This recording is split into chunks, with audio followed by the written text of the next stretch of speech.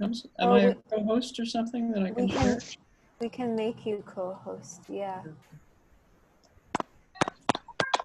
I think, Leela Devi, can you make Visakha Prabhu co-host?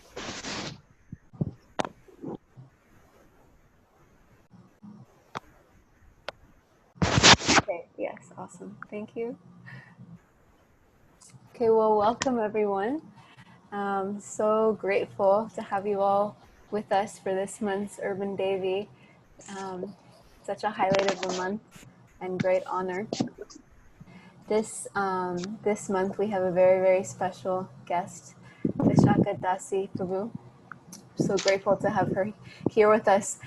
We didn't tell you this, Visakha, but for months and months and months, whenever we would have Urban Devi meetings, you would say, we just want to get Visakha Dasi here so badly. We need to be able to raise some money to sponsor her ticket, to have her come stay with us in the women's ashram and have her association in Urban Devi. And we were always thinking of it and meditating on it and praying for it. And then thanks to the mercy of coronavirus, now we get to have your association virtually. So thank you so much. And if you all don't know who Visakha Dasi is, and yes, please, everyone mute yourself if you're not already muted. Thank you, Alexandra. And Hare Krishna. She met Srila Prabhupada in 1971 when she was traveling in India as a photographer and became his student. And she traveled with Prabhupada in India, Europe, and the United States for many years and had more personal association with Srila Prabhupada than almost any of his female disciples and almost any of his disciples, period. She's written and published many books, including her memoir, 5 years, 11 months, and a lifetime of unexpected love, which for those of you all who were here, we read in Urban Devi back in our in-person sanghas and really touched our hearts so deeply. And with her husband, she's also produced. Then we do these exercises, which you did on day one. Please, if you haven't already right now muted yourself. On the Facebook page, please. Okay, go ahead and do so. And including the film that everyone has appreciated so much, Hare Krishna, the mantra, the movement, and the Swami who started it all. She has 2 daughters and 1 grandson, and she's now the temple president of one of the biggest Hare Krishna temples in the world, the Bhaktivedanta Manor in the UK. I could speak her glories for many hours, but we'll stop there. And before we welcome Visakha Dasi to speak, just one announcement that if during the session you have any questions that you would like to ask Visakha Prabhu, then please message Leela Dasi and your question. And then after Visakha Prabhu speaks, she'll be asking, she's here as Leela Devi Dasi, that's her name. And she will be asking Visakha Prabhu questions afterwards. So without further ado, we will turn it over to Visakha Prabhu. Thank you so much. Hare Krishna. Thank you, Champakalata Prabhu, for such a nice introduction. Appreciate it very much. Thank you for welcoming me to Urban Devi. I've heard so much about it, and I've been looking forward to having your company. So I feel very honored to be amongst you. And I'm very, very grateful that Rukmini Devi Dasi has taken up the service of being with the Urban Devi devotees, and she's such a qualified person to do so. Can you hear me okay? The sound is okay? Okay. Yeah.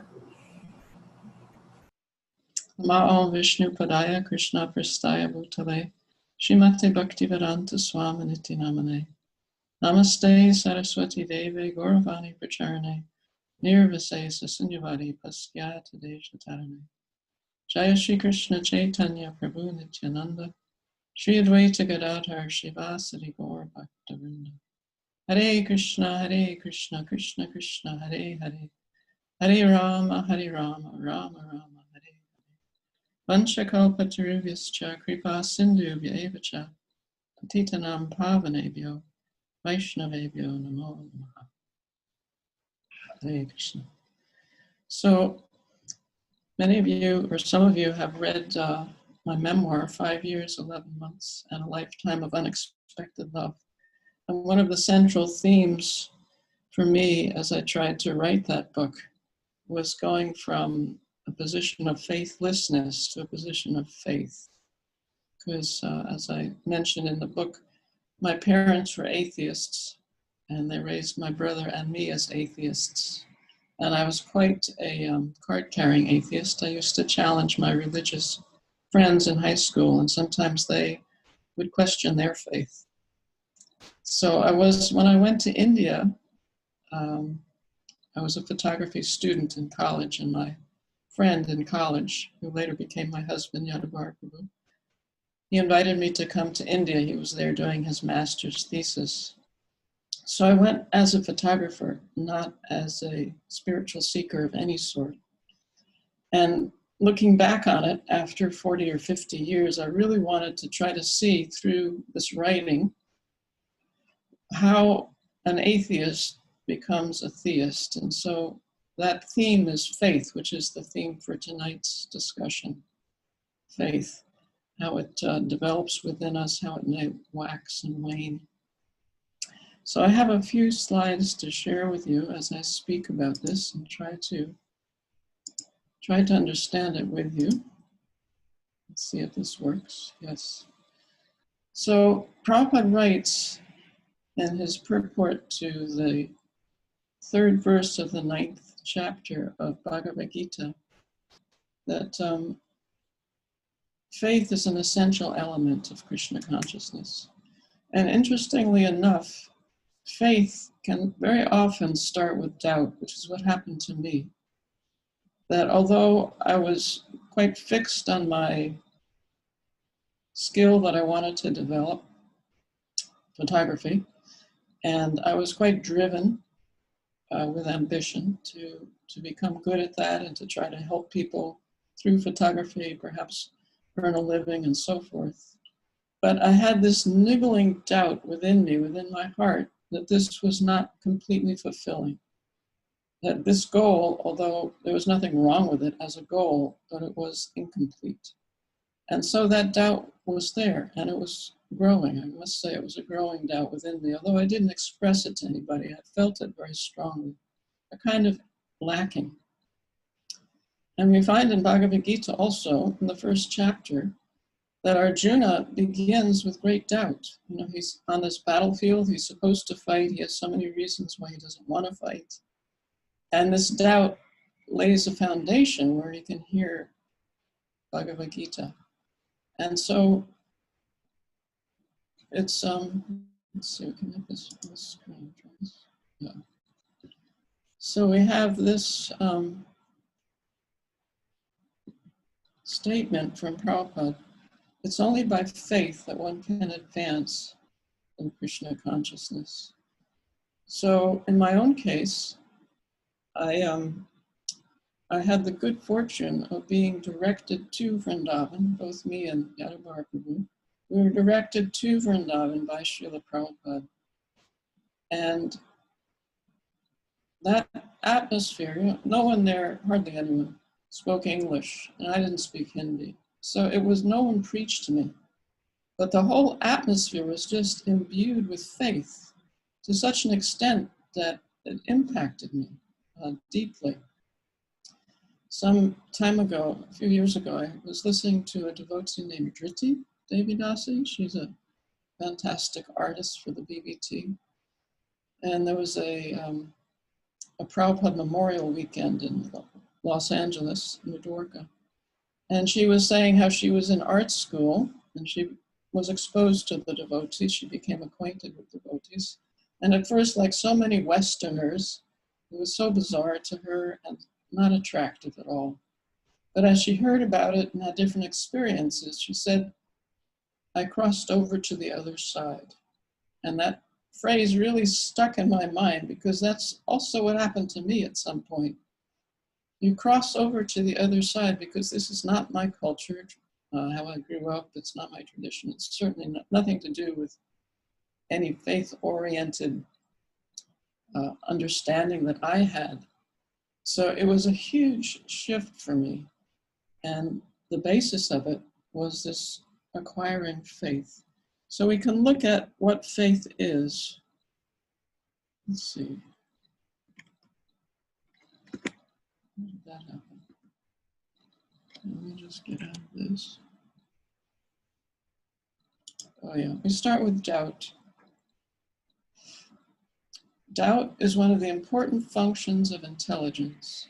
Blind acceptance of something does not give evidence of intelligence. The study to determine whether one's identity is spiritual or material begins in doubt. So doubt is actually valuable when it drives one to inquire, to make a deep inquiry into meaning and purpose and values. And being in Vrindavan, for those who have been there, it's a magical, as Krishna is magical, his place also, Vrindavan, is magical. Even for one who has no interest in him or his philosophy. So then we look at the dictionary, what the dictionary says about faith, and there are two very distinct definitions. One is complete trust or confidence in someone or something. So this is grounded in logic and reasoning. One who has this complete trust, they're open to conversing about it, discussing about it, and they can appreciate the genuine paths that others are taking. Whereas the second definition of faith is a belief, strong belief in the doctrines of religion. And this can be threatened. It's very often based on rituals and customs and habits. And it can lead, as we've seen too often, it can lead to conflicts. It can become fanaticism. So this is something that's tainted by the material energy, whereas the other one is faith in a pure form. So this, we also find this in our Krishna conscious understanding. Krishnadas Kaviraj, who is the author of Chaitanya Charitamrita, he defines faith as complete conviction that simply by Krishna consciousness, one will be elevated to the highest perfection of life. So if we look at this first definition, complete trust or confidence in someone or something, that's really what he's describing here. Whereas the other definition of faith is expressed here in Srila Prabhupada's words. Religion conveys the idea of faith, and faith may change. One may have faith in a particular process, and he may change this faith and adopt another. So I think it's important to keep in mind these two quite distinct understandings of faith. It's the same word, so it can become confusing in that sense, but one is quite pure, and the other one is tainted by the material energy. You can find an example of this for those who've seen the film, Hare Krishna, the mantra, the movement, and the Swami who started it all. So there's one part in the film where Prabhupada is being interviewed on television. And the interviewer says to him, don't you find some contradiction or conflict between the teachings of the Quran and the Bible and Bhagavad Gita? And Prabhupada says, no, I don't see any conflict, because the understanding is we're trying to know who is God and trying to love him. And that is the commonality of all these scriptures. So this is complete conviction that simply by God consciousness, one will be elevated to the highest perfection of life. Whoever you call God, the point is this is the common goal.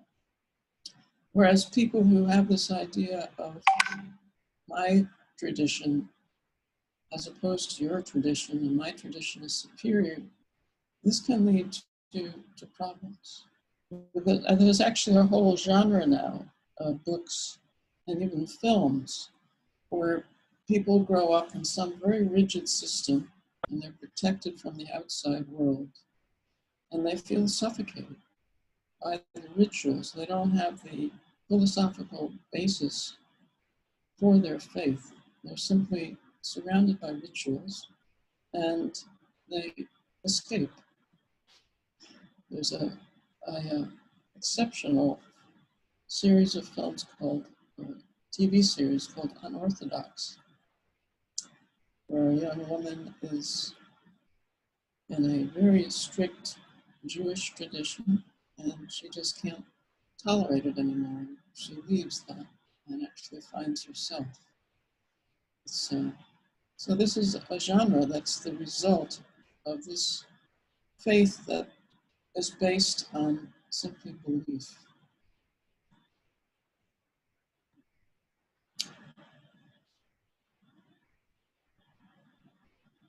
So if we look at this faith that is not completely pure, Prabhupada describes it here.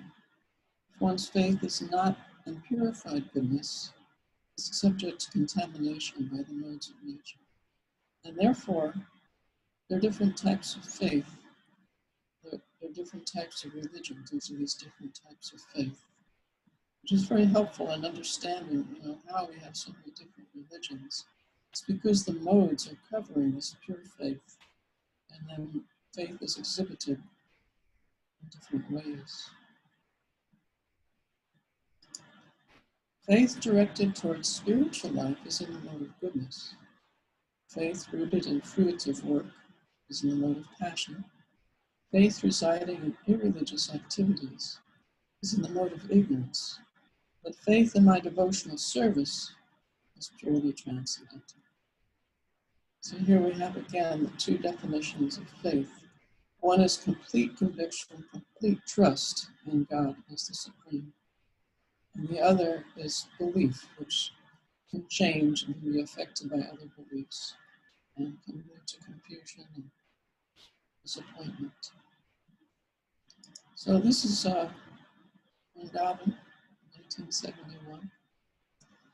And it's interesting to note that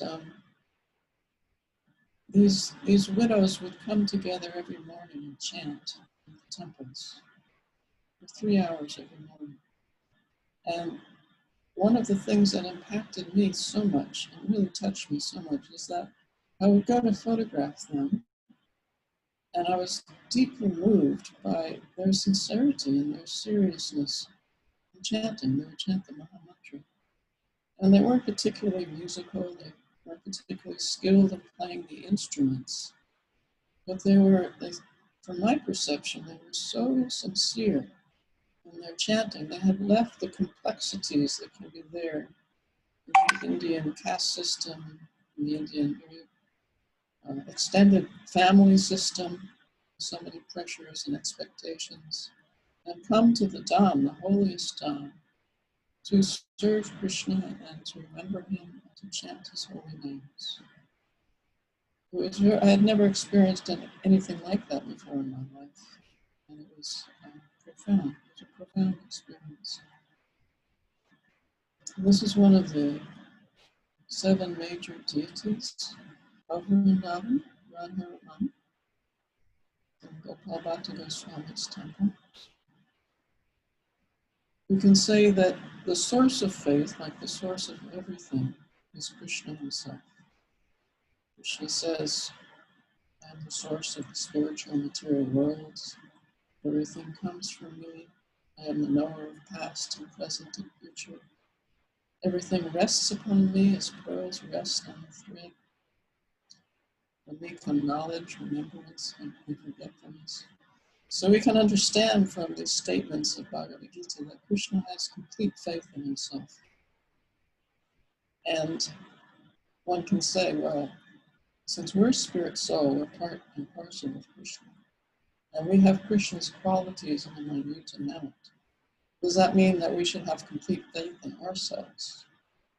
And the answer is that we can have complete faith in ourselves when our faith rests in Krishna and his pure representatives. Then we can have faith in ourselves. But if we try to have faith in ourselves separated from Krishna, then that becomes empty because we are so tiny. we can be overcome by ignorance, by forgetfulness, by illusion, and by the qualities that we wish we didn't have, like lust and greed and envy. So faith in ourselves can be there, but it can only be there if we're connected to the Supreme Person who has complete faith in himself. Otherwise, it's empty.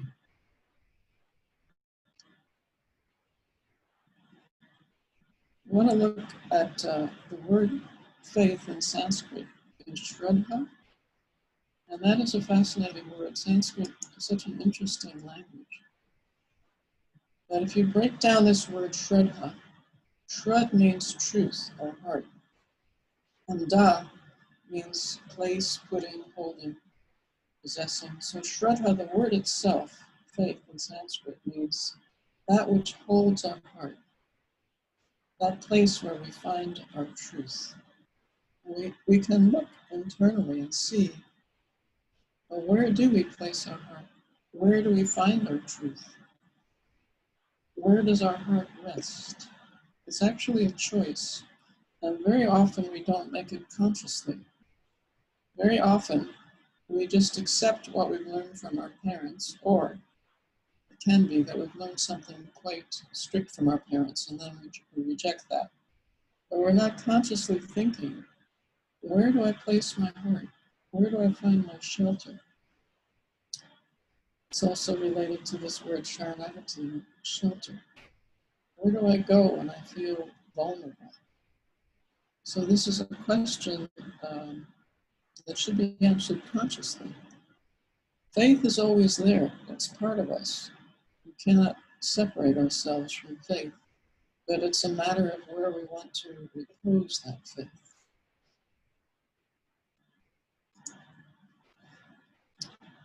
So we want to look for a bit on why we can be motivated to repose our faith in Krishna, in the Supreme Personality of Godhead. Certainly, there are astonishing results from faith that is pure and not mixed with anything material. And one of those results is blessings from Lord Krishna. Prabhupada writes, this process is very simple. One need only be firmly convinced by the spiritual master that Krishna is the Supreme Personality of Godhead. If one decides this, he can make further progress by thinking of Krishna, chanting of Krishna, and glorifying him.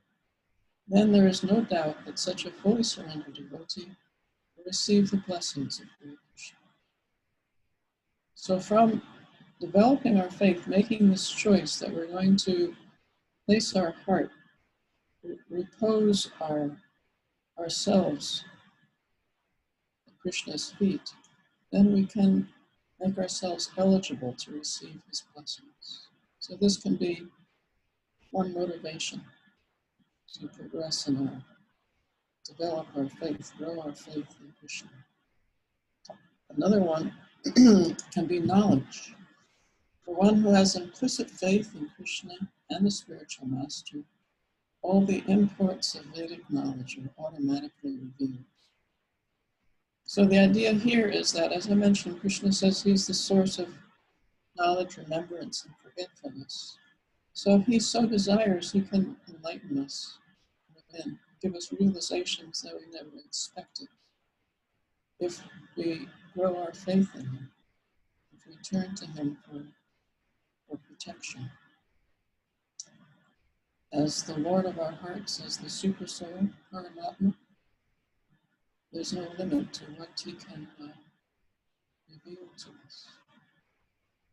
Also, there's another one, motivations for seeing the astonishing results of faith. Having some faith in me and in this Krishna consciousness process is the first and only requirement for getting actual wisdom. If there is faith, understanding will follow. And as your understanding increases, so will your disgust with the spell of illusory energy. And when you voluntarily give up your entanglements in the material world and progress is assured. Such a beautiful prospect that opens to us of following this process. And it begins, as Prabhupada says here, simply on this basis of Shraddha, allowing our heart to rest in the Supreme. There's also divine ability. When Prabhupada first arrived in Boston in 1965, he wrote this beautiful poem. And this is one of the verses of that poem. He says, "Oh Lord, I am simply praying for your mercy, so that I will be able to convince them about your message." So here Prabhupada is expressing his own faith. He doesn't feel capable of starting this Krishna consciousness movement himself. He signs this poem, the most insignificant beggar. So he's praying to the Lord, that the Lord may bestow his mercy. And then, by his mercy, Prabhupada will have the ability to do Krishna consciousness effectively. And we see that he had incredible courage. That's another result of faith. This is in India. It was on the occasion of the appearance day of Prabhupada's spiritual master. This is a picture of Srila Bhaktisiddhanta Saraswati Thakur, Prabhupada's spiritual master. Prabhupada is offering him flowers. So the fact that he left India at such an advanced age with no support, no money or health, but faith gave him this courage. That's amazing gifts of faith. We have knowledge, we have wisdom and realization, blessings. We have detachment from the material world, which is so attractive to one without knowledge.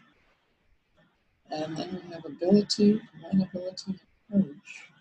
So this array of opulences that come with faith can be a motivation for us to try to increase our own faith.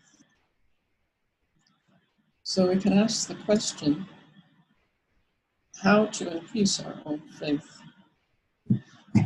Well, one thing is that we can understand that this staunch faith, implicit faith, is actually Krishna's mercy on us. But Krishna is reciprocal. As we try to please him, he reciprocates with our efforts. And so, what is the effort we can make? That would be the question. And certainly one of them is to hear. It's very fundamental. Hearing about the Lord, hearing his philosophy, hearing about the activities of his devotees and his activities.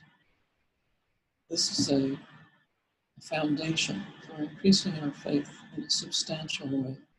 And that hearing, Shravanam, should be a daily activity.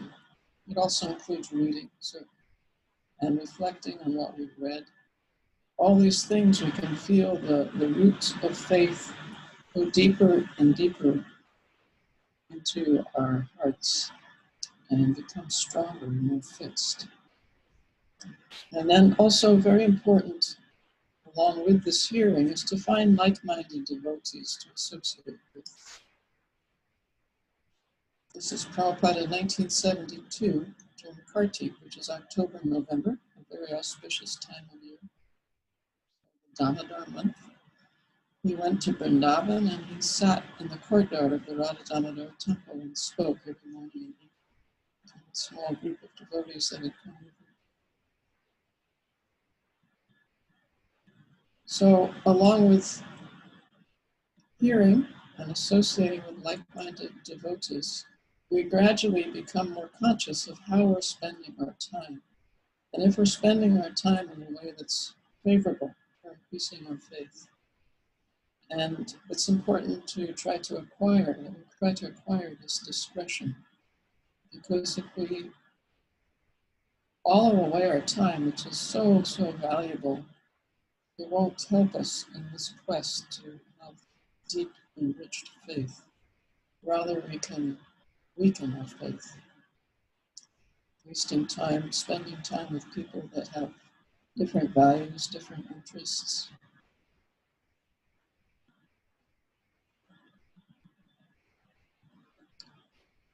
Another aspect of faith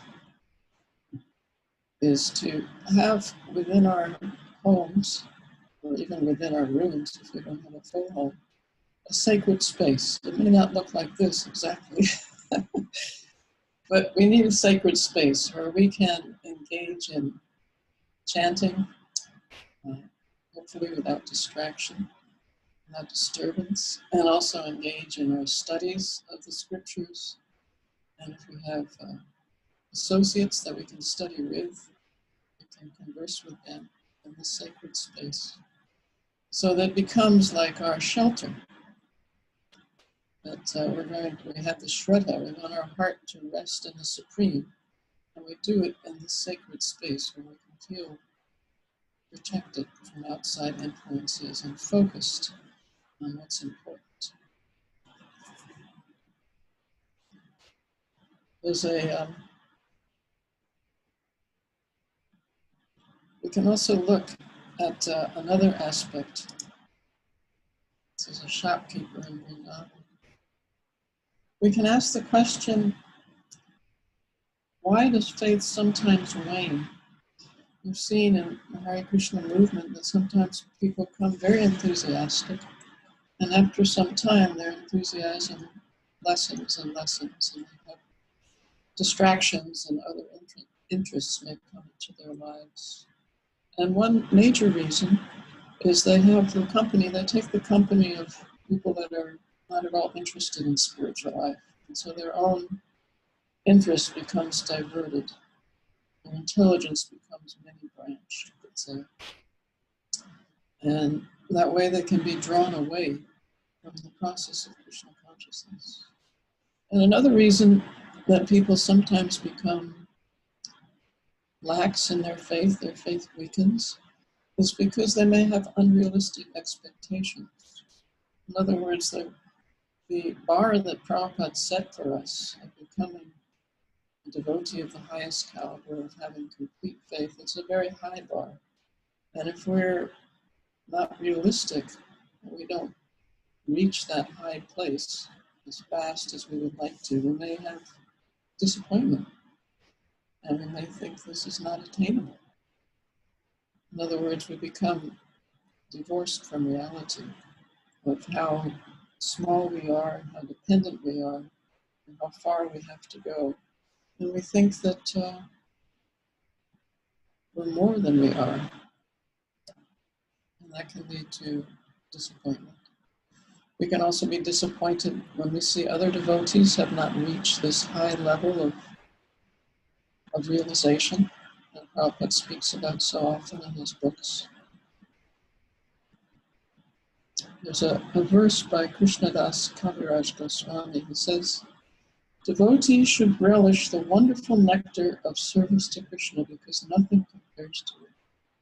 Keeping their faith firmly fixed within their minds, they should be careful not to fall into the pit of false arguments or the whirlpools of unfortunate situations. If one falls into such positions, he is finished. So the pit of false arguments and the whirlpools of unfortunate situations. And even amongst devotees, sometimes we'll see that there's tremendous distraction about people arguing about details of Krishna consciousness and becoming so rigid in their opinions and so eager to challenge other opinions. And this can be another unfortunate distraction that we want to avoid. Also, another aspect of waning faith is certainly offenses to the devotees, to the Dham, to the holy name. So we should always feel respectful to the holy name, to the devotees, to the holy places of pilgrimage, not take them for granted.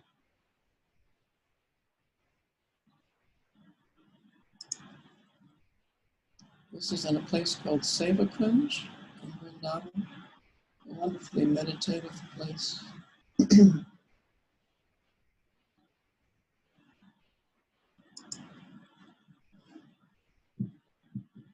So one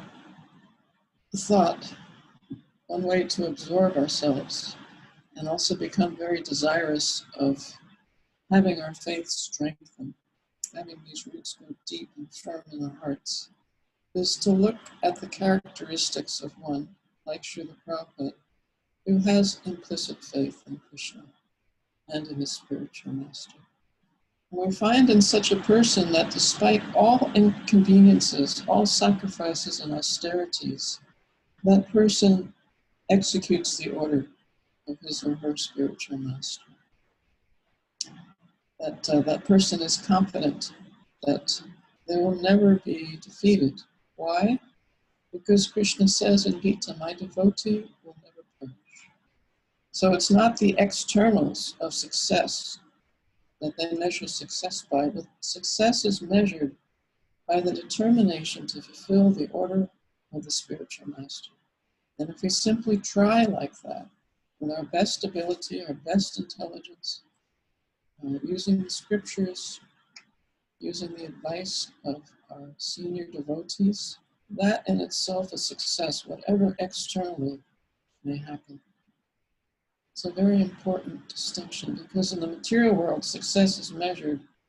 Oh, you founded the business. Oh, you made a lot of money. Oh, you're very famous. This is considered success. And we know these things are fleeting. These things are like sand through the fingers. But spiritual success is quite different.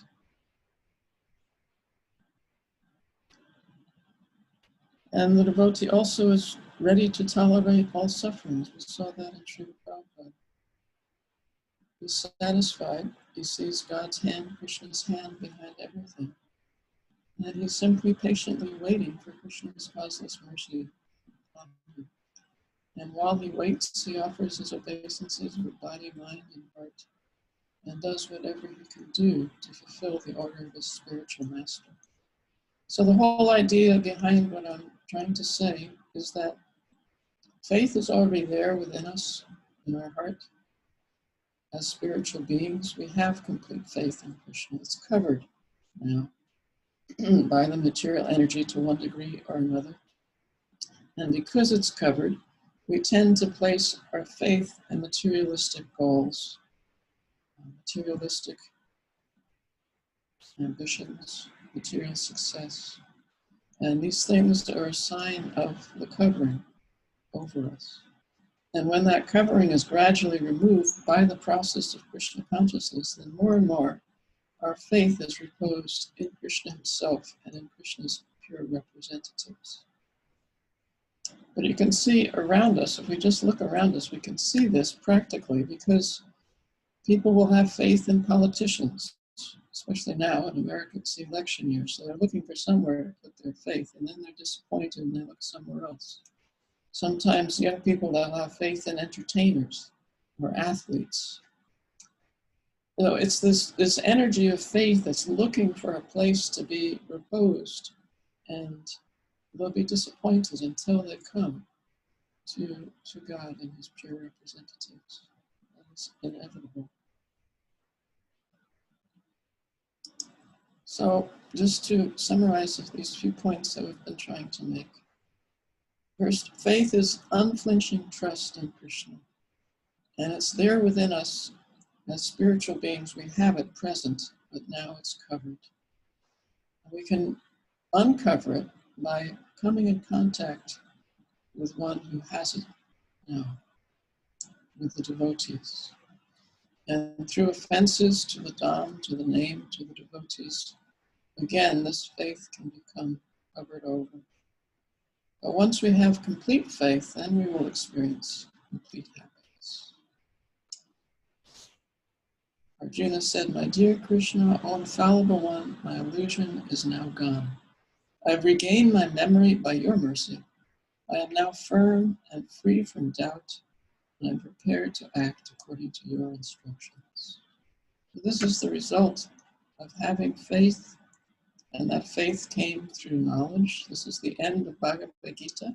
Arjuna is saying this to Krishna. So he has all this knowledge which is presented very logically and systematically.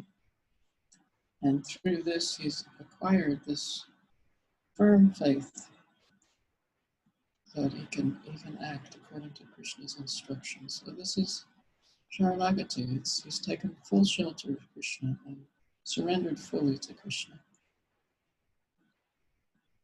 So this is a statement I found by Prabhupada's godbrother, Sridhar Swami, that I wanted to share with you. I found it quite profound. It says, just as the eyes see color and the ear perceives sound, only by faith can we perceive that spiritual world. Only faith can see and feel it. The supreme reality cannot be perceived with any other senses. Faith is the real function of the soul, and that is awakened by the agents of Vaikuntha, saints. By faith, one's association with saints increases, and by this transaction, the culture of reality takes place. Perceiving spiritual reality is the function of the soul. Such a beautiful statement. So, as human beings with human intelligence, we have a natural sense of inquiry. Why am I here? What is the purpose of this world? Why are things going on the way they are? We yearn to know about creation and life and understand what it's for. And with mundane reasoning, we cannot figure it out. The scientists will have us think that it's a combination of elements which eliminates any purpose from it. It eliminates love if it's just chemical reactions and combinations of elements. So these things remain mysteries to us until we allow our hearts to open to faith. And therefore, this divine faith is actually a necessity of human beings. Krishna says, for the doubting soul, there's happiness neither in this world nor the next. So he's saying this, that we need faith. And we need faith in something that's substantial, not in something that's fleeting. And it's a conscious choice. That's what we're trying to point out. We shouldn't do it based on what our parents did necessarily, or what society is doing. Now, all society tends to move towards materialistic understanding, and we want to resist that force, that current, because that current will get us nowhere. That current will lead us to gloom and depression if we follow that current. That everything is just a combination of atoms and has no meaning or purpose.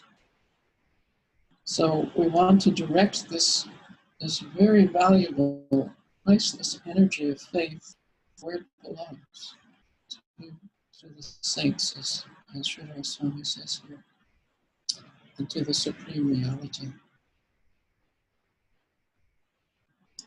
So we go back to this verse, or this sentence by Prabhupada. It is only by faith that one can advance in Krishna consciousness. Such a powerful statement. Actually, this faith is the animating principle of spiritual life. And for me and so many people, it was activated in Vrindavan by Prabhupada's mercy. So we are all indebted to him, trying to follow in his footsteps as best we can.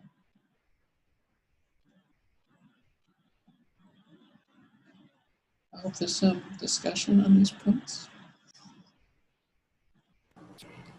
Thank you so. Yeah, go ahead. Please go ahead. No, you go ahead. I was just going to say Rukmini has a few questions for you. No, that was so beautiful and so deep and so rich, and I just feel like so many threads to pull out from here.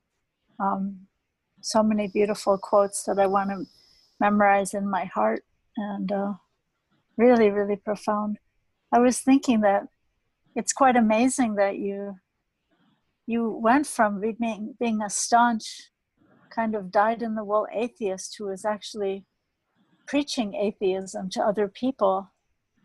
And then it seems like something very mystical happened to you in Vrindavan, and it seems as though Prabhupada must have been praying for you.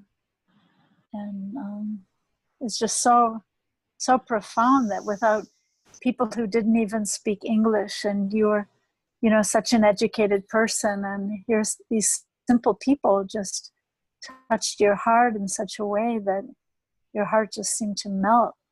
And yeah, so many thoughts and questions. I was wondering, like, one question is, what would you say is the source of unrealistic expectations? Like you said, sometimes we have unrealistic expectations in maybe in our about ourselves or about others, or maybe teachers, or the path that it's going to happen instantly, or I've been doing this for so long, and why am I not loving Krishna or seeing Krishna or hearing his flute? Or so what would you say is the source of unrealistic expectations? That would be one question I would pose to you, dear Visakha.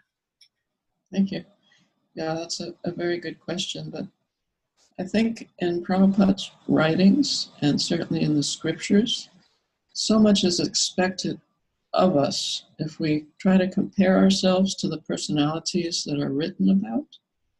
I mean, if you take any of them, Dhruva Maharaj, Prahlad Maharaj, exalted devotees like this Narada Muni, and see what they did in Krishna consciousness, and compared to that, like myself, I am not even a firefly. But yet we're reading about them as if, gee, maybe next month I can have that kind of determination of Dhruva Maharaj, or that kind of faith of Prahlad Maharaj. So I think we can be jogged from the reality of who we are and have an idea that we're better than we are, forget how small we are and how covered we are and how far we have to go. And then when we don't attain those heights, then we think, oh my gosh, is this actually true, this process? Is it actually going to work for me? Does it actually, we can have so many doubts if we're not realistic in our expectations. If we're not realistic about our own, the depth of our own coverings.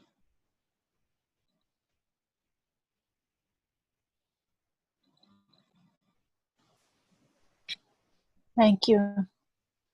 Does that answer? What would you say in answer to that question? Well, what it brings up for me is because sometimes you might be speaking with a devotee and you might be thinking, wow, I have such a long way to go before I can have one drop of love like Rupa Goswami or Krishna Das Kaviraj or any of the great devotees. And then someone might say, or you might say, well, I'm a lot better than the people I went to high school with, or I'm a lot, so there's kind of the two voices that, should I be comparing myself to, some jock in high school, or should I be comparing myself to Rupa Goswami? What is realistic? Should I be thinking, well, I'm a lot better than so-and-so, or should I be thinking, oh, I have so far to go before I actually could even enter the Sangha of devotees? Well, I think from the prayers that we read, the acharyas always feel tremendous lacking. They're not looking at where they were, but they're looking at where they would like to go. There's this beautiful prayer by Rupa Goswami, Ashabandha.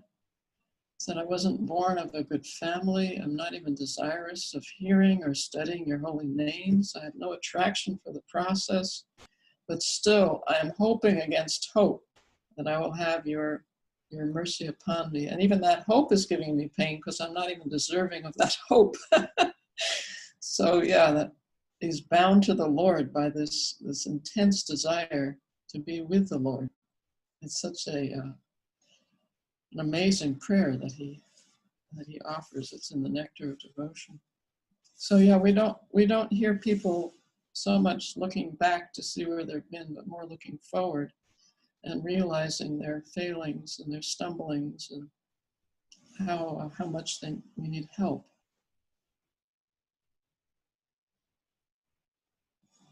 Thank you. So beautiful.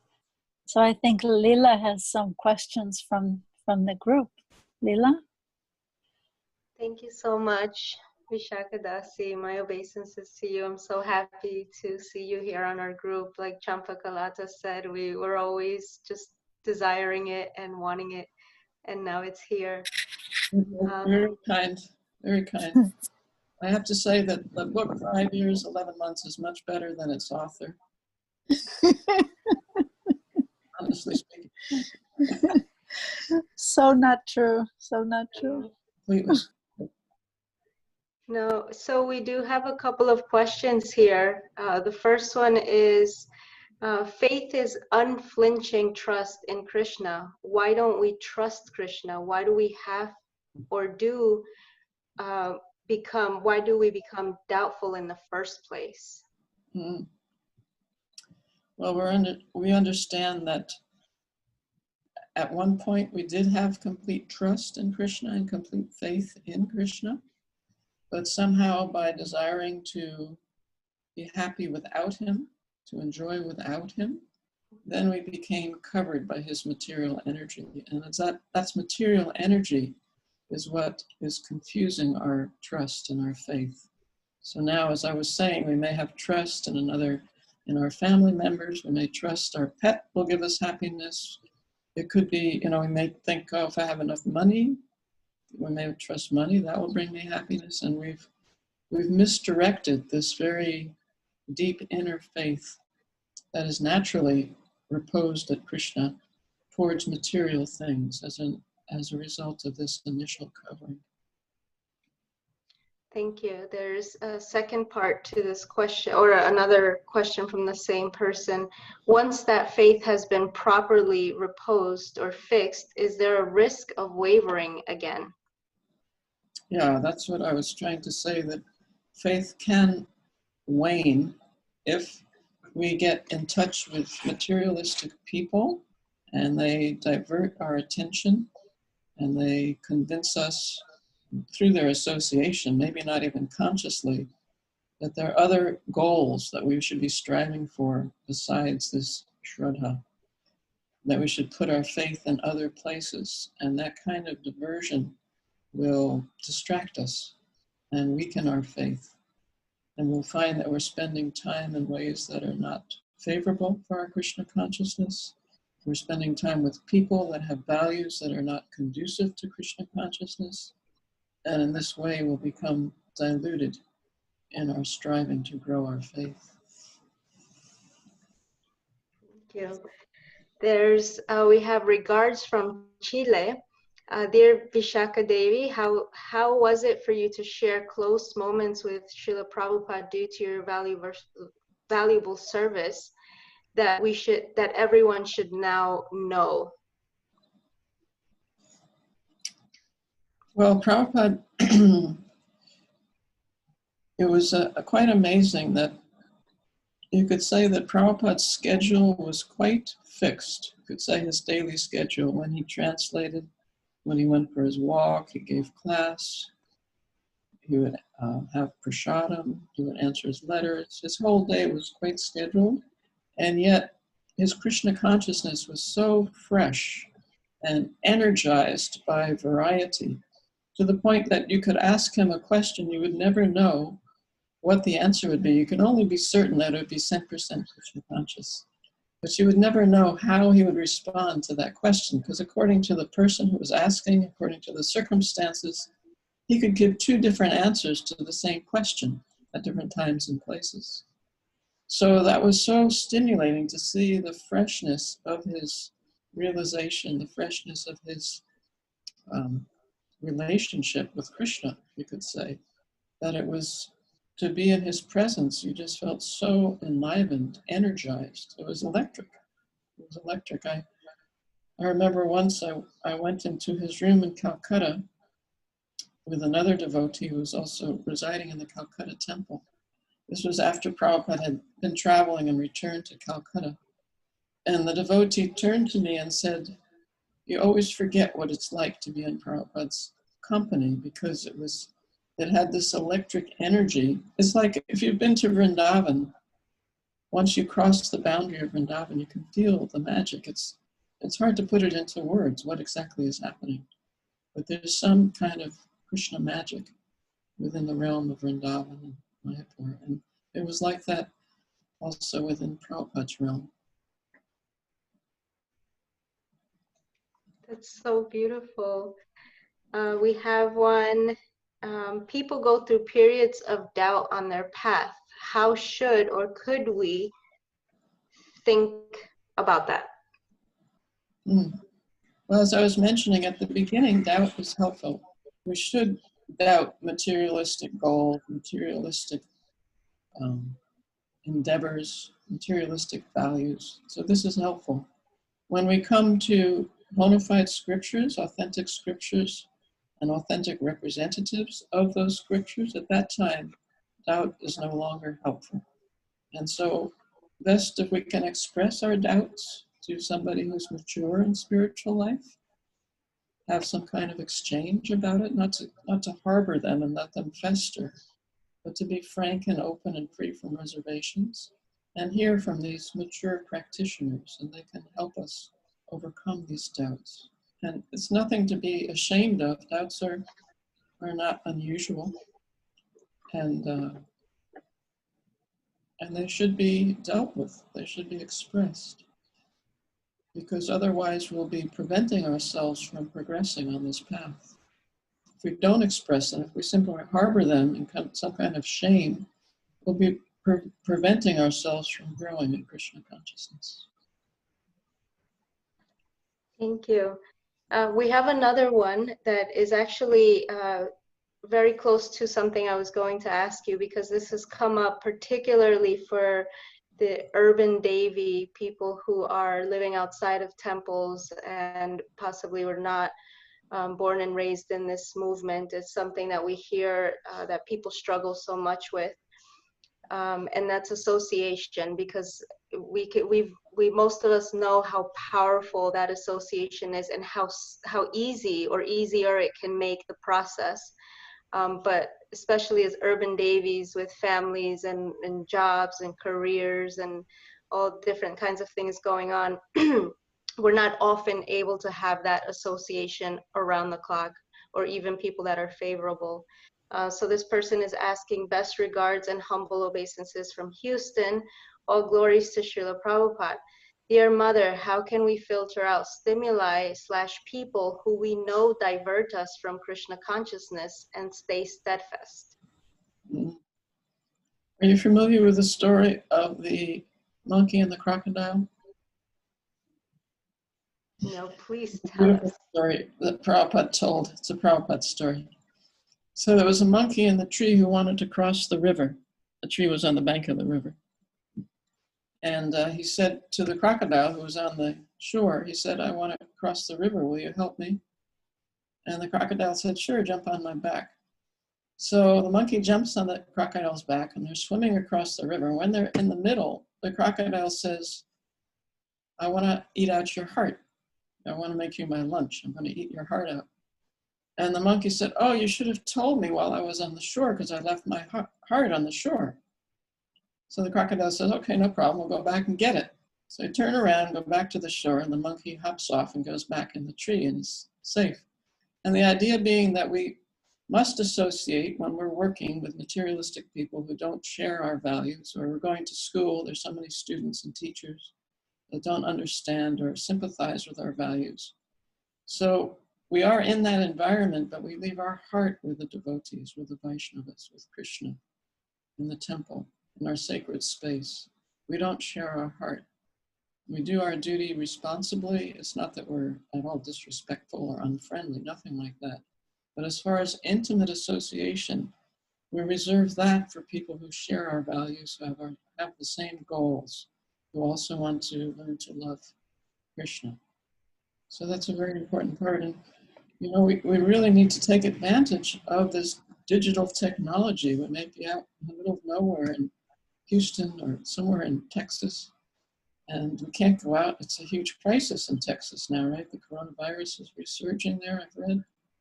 So we're trapped inside, but we can be anywhere in the world through this digital technologies, to take full advantage of that, to associate with devotees, to read, to chant, participate in kirtan. I've been just astonished at how many programs are going on throughout the world. I put it on my calendar. Sometimes the whole day is full. Hearing from this Swami and this person over here, and Sadhvi Sangha has a program, and take advantage and participate, ask questions, It's very beautiful. And also a very nice thing is to have reading groups. My family and I lived in Sharanagati for 10 years, and our next door neighbor was Jamuna and Dina. And every Wednesday we would get together and would read from Chaitanya Charitamrita for an hour and a half. Just read verses and discuss as we went along. And it was some of the most beautiful times of being in Sharanagati. Just to sit with the devotees and patiently read and hear from them and express our own understandings and go back and forth in that way. It's truly, truly sublime. And that can be done now on Zoom with people all over the world. You just have to account for the time difference, and there you go. Would you add anything to that in the regard where sometimes it's people's families, their parents, their children, their partners who are, you mentioned that intimacy of the heart, where those relationships are already very close and you already have intimate relationship with those people. It makes it a little bit more intense. Is there anything you would add in those situations? Yes, I just met a devotee. It was in that exact situation that she and her husband at first were quite involved right here at Bhaktivedanta Manor. And then for some reason, she didn't say why, he separated himself and is not at all involved or participating in Krishna consciousness, where she's still very involved. So I asked her how she negotiated that. And she said they had an understanding that she respected his decision and gave him that space. And he in turn respected her decision and gave her that space. And so still her heart is with the devotees and with her service. And he gives her that facility. So I think that's very important. If there's some conflict there, that requires extra time and attention. But at least that, if you can come to that point of mutual respect, and Krishna consciousness can't be forced. If the children are not into it or the spouse, we respect that.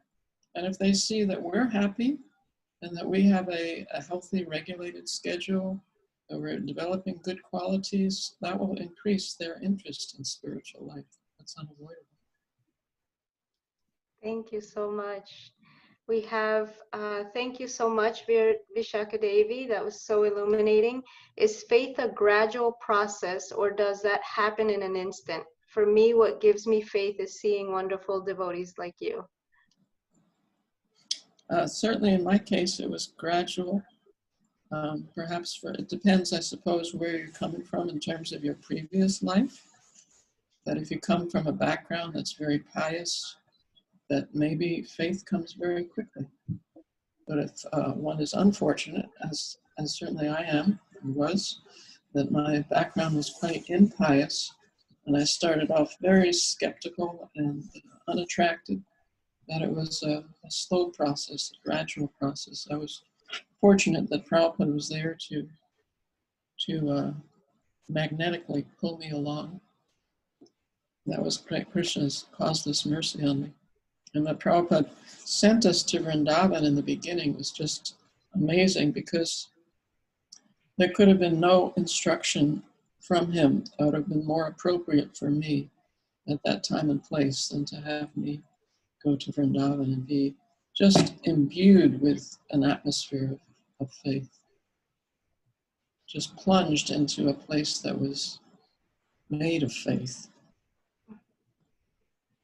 That's beautiful, made of faith. That's so beautiful, such a beautiful image. So we have in the Madhurya Kadimbini, it describes the progression of bhakti, and after the stage of Shraddha continues to increase up until the goal, which is love of God, prema.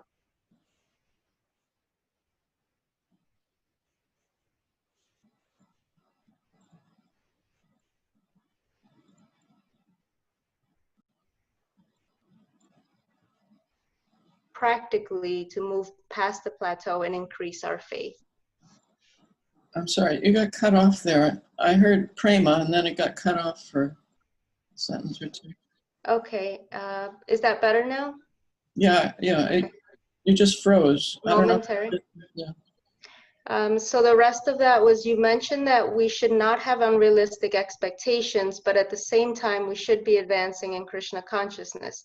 Sometimes we don't feel a decrease in enthusiasm, but a plateau in moving forward. What can we do practically to move past the plateau and increase our faith?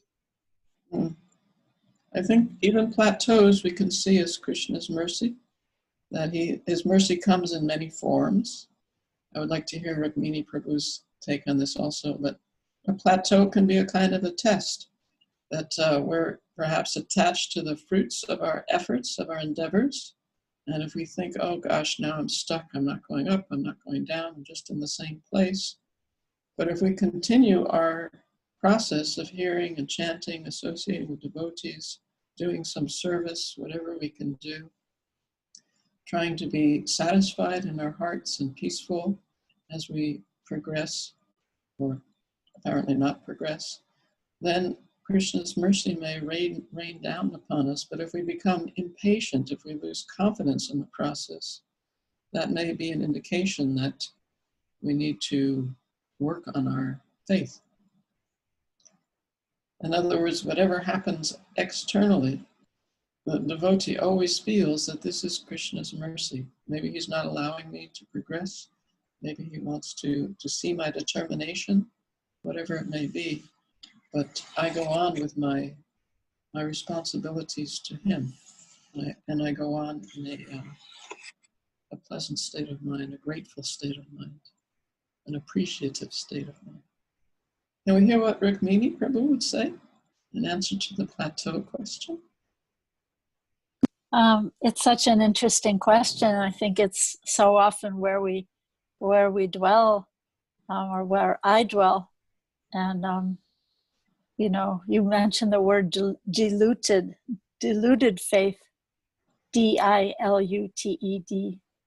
and it just seems as though sometimes those are the times when we can cry out to Krishna the most, that I'm feeling like, why haven't I made any advancement? And why do I have no taste? And I see Visakha, she has so much wisdom, and so many other devotees have so much depth of wisdom and knowledge and faith and such good qualities. And I'm just at square one after so many years. And it just somehow brings you to the point of crying that, Krishna, please save me. And I think it's so beautiful what you're saying, that crying out like that, but also then just going on, just keep putting one foot in front of the other, keep plucking the tulsi leaf and keep offering the incense and keep going for darshan and keep serving in different ways. And just it's that tension, I guess, between crying to Krishna and that patience that one day perhaps Krishna will see to give me his mercy after 10 million lives. That I'm thinking of that story of Mukunda, who was dancing. Maybe some of you know the story that Mukunda was this very dear devotee of Lord Chaitanya, and Lord Chaitanya was a little bit displeased with him because he was going around hearing from different people who were a little bit questionable. And he would sometimes be hearing from impersonalists and sometimes from this one and that one. And so when Lord Chaitanya gave his Mahaprakash, when he revealed his divinity to his intimate devotees, they were all coming and each one was getting their desires fulfilled by Lord Chaitanya. Oh, please let my mother become a devotee. Oh, please this, please that. And everyone was getting blessings except Mukunda, and the devotees were all praying for him. But what about Mukunda? And Lord Chaitanya said, no, Mukunda, he can't come. I won't give him my mercy. And then Srivas was really pleading the case for his dear friend Mukunda. And he said, well, Mukunda wants to know, when can he get your mercy? And Lord Chaitanya said something like, well, after 10 million births, he can get my mercy. And then Srivas Thakur went to Mukunda and said, Lord Gauranga said, after 10 million births, you could get his mercy. And then Mukunda, with his great faith, right? He just started to dance and celebrate that, yes, after 10 million births, I will get the mercy of Lord Chaitanya. And then Lord Chaitanya, it was a test, right? And then Lord Chaitanya said, oh, tell him to come right away. So he's our example of that faith, I guess. Thank you. There's one going back a little bit. I skipped one. This is regarding associating with saints. Do we have faith in the saint, the person, or the teachings of the saint? Do we need to distinguish between the two, and is there a difference? That's a beautiful question. Thank you.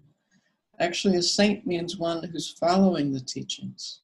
There should be no difference between what the saint says and what he or she does. Because Lord Chaitanya himself, or speaking of Lord Chaitanya, he did not tolerate any hypocrisy. He was very severe about that.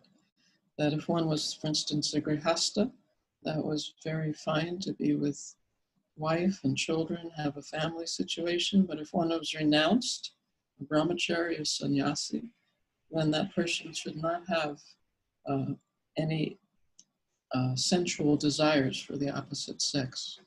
And if a person does, then Lord Chaitanya would, we have the example of Chota Haridas, and we were just reading about that in our reading group.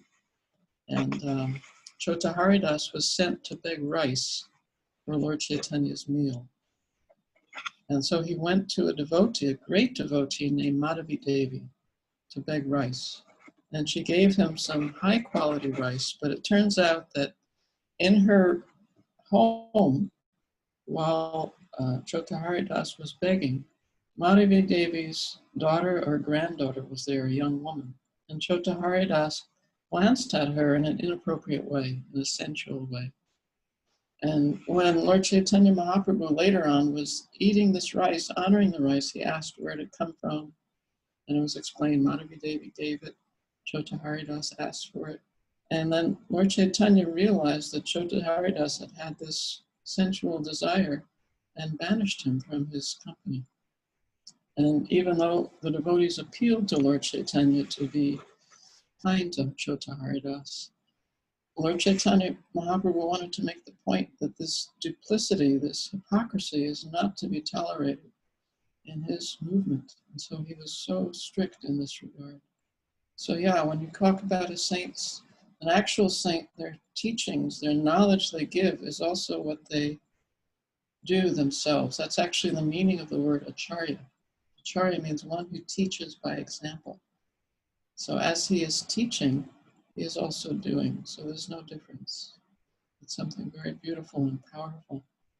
And that's Yamuna Prabhu would say sometimes that she would see Prabhupada in a very solitary setting. He would just be there in his room. And what would he be doing? Sometimes he'd be taking the harmonium and singing the bhajans of Bhaktivinoda Thakur, Narottam Das Thakur. And she said he was the same whether he was alone in his room or he was at a pandal in front of 20,000 guests. He was just absorbed in Krishna and focused on pleasing Krishna. So that's the example that we have. Again, the high bar of a saint, but that's the bar that we want to strive for. I feel like we can have a whole program just off that question alone. This one is related to that. It says, as we grow in our path and look to the acharyas' examples, it can be confusing that even they feel like they have no real love or faith or taste. If they are clear that they have no real taste, what hope is there for us? Yeah, the acharyas very often, they speak because they have so much empathy with us. You'll find, I was speaking about Bhaktivinoda Thakur and his songs. So he has such empathy for conditioned souls that he'll speak as if he's one of them, one of us. And so he'll say, when other people are happy, I feel very sad. When other people are sad, I feel very happy in his songs. The materialistic mindset of envy he'll represent.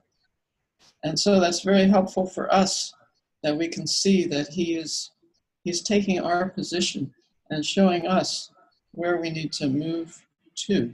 So when we hear these intense expressions of humility on the part of the acharyas, Krishnadas Kaviraj also in the Chaitanya Charitamrita, he says things that are apparently very self-deprecating.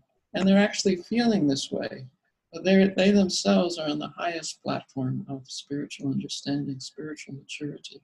It's not that they're faking it, but they feel themselves quite inadequate.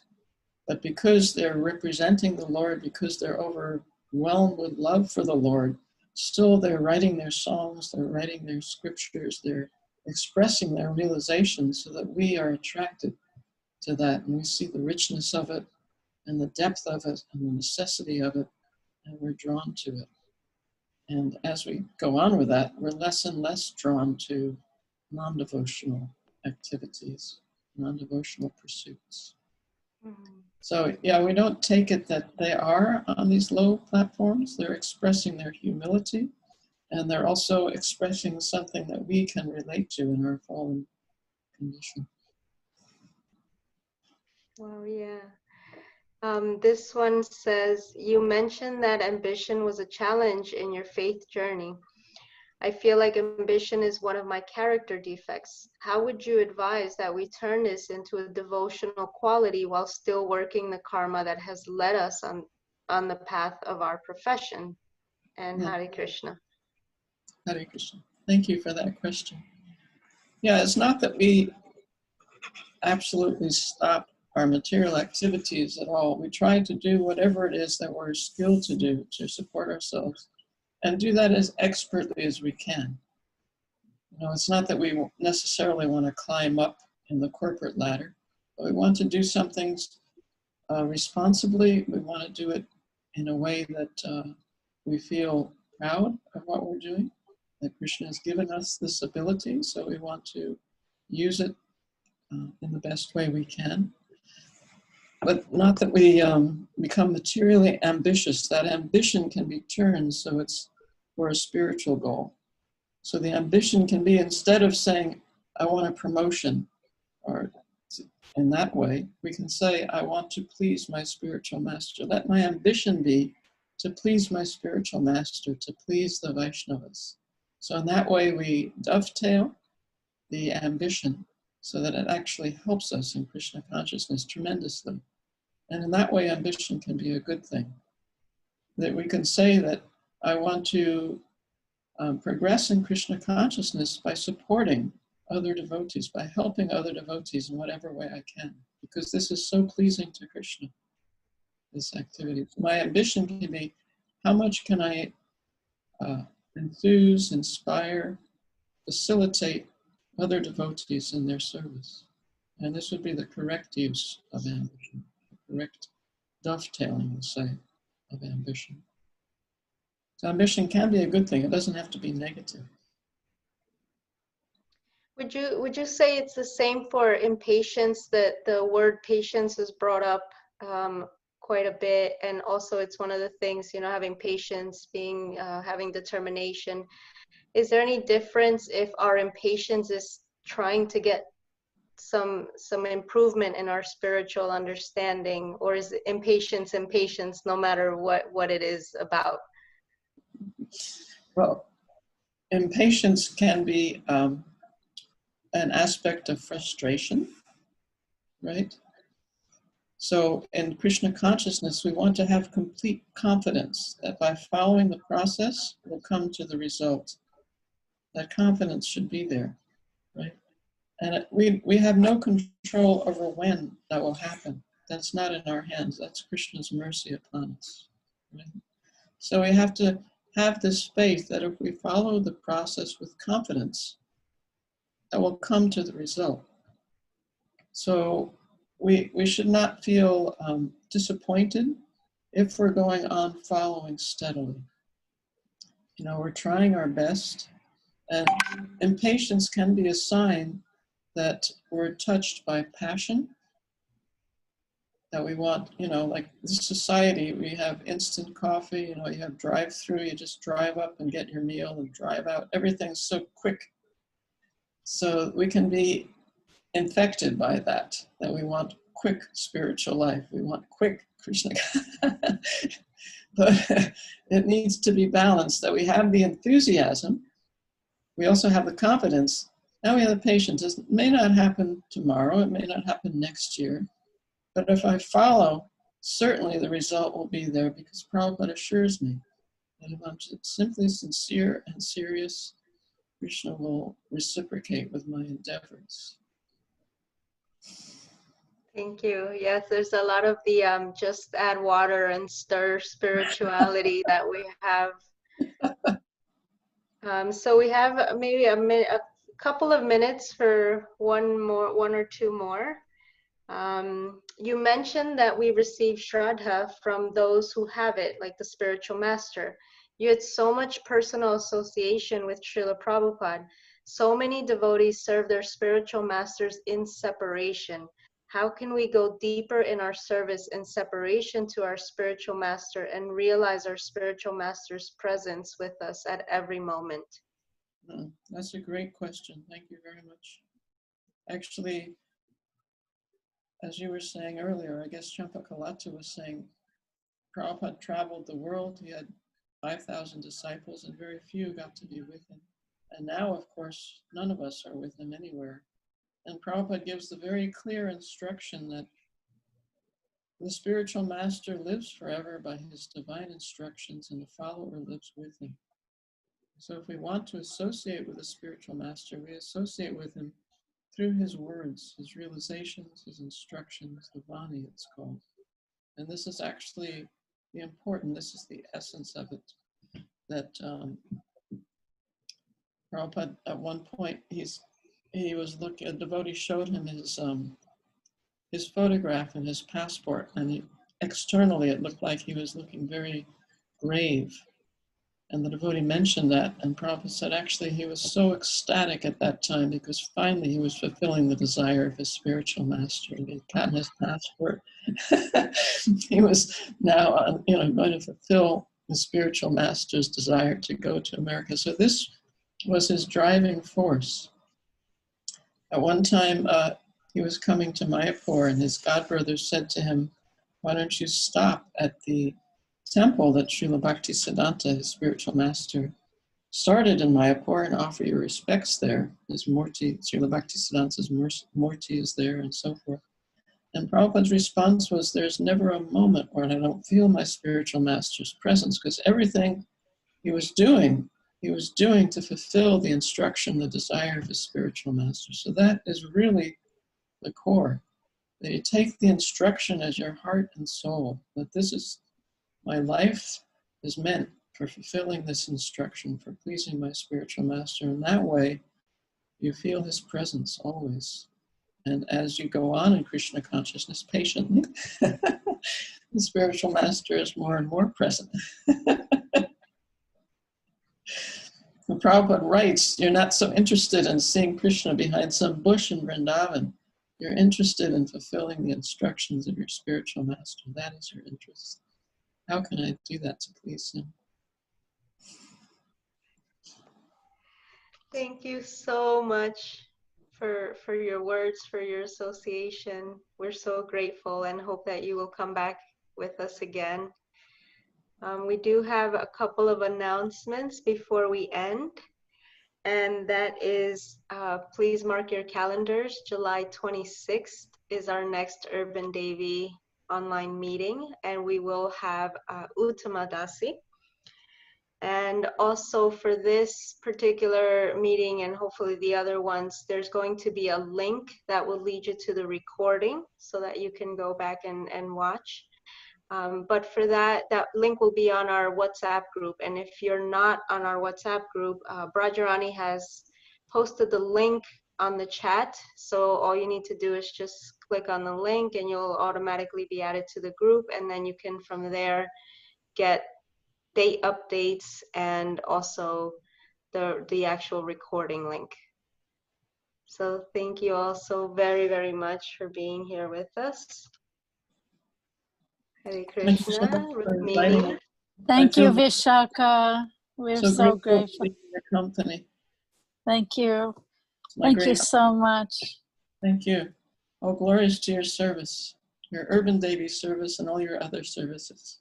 All glories to your wonderful service there at Bhaktivedanta Manor and all of the ways you've enriched all of us by your photographs and your films and your wisdom and your writing and your presence in our lives. So I think everyone is super, super divinely inspired by your Sangha and hearing from you. Thank you so, so much. All Hare glories to Krishna. Srila Prabhupada. Hare All Krishna. goes to Thank Srila you. Prabhupada. Hare Krishna. Hare What Krishna. a wonderful program. Thank you so much, Visakha Dasi.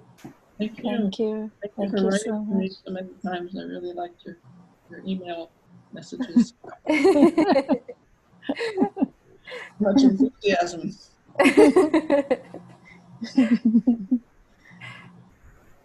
Thank you very much. Hare Krishna. Hare Krishna. Hare All Krishna. glories to Urban Devis. Thank you. All glories to Visakha Devi Dasi. Prabhu.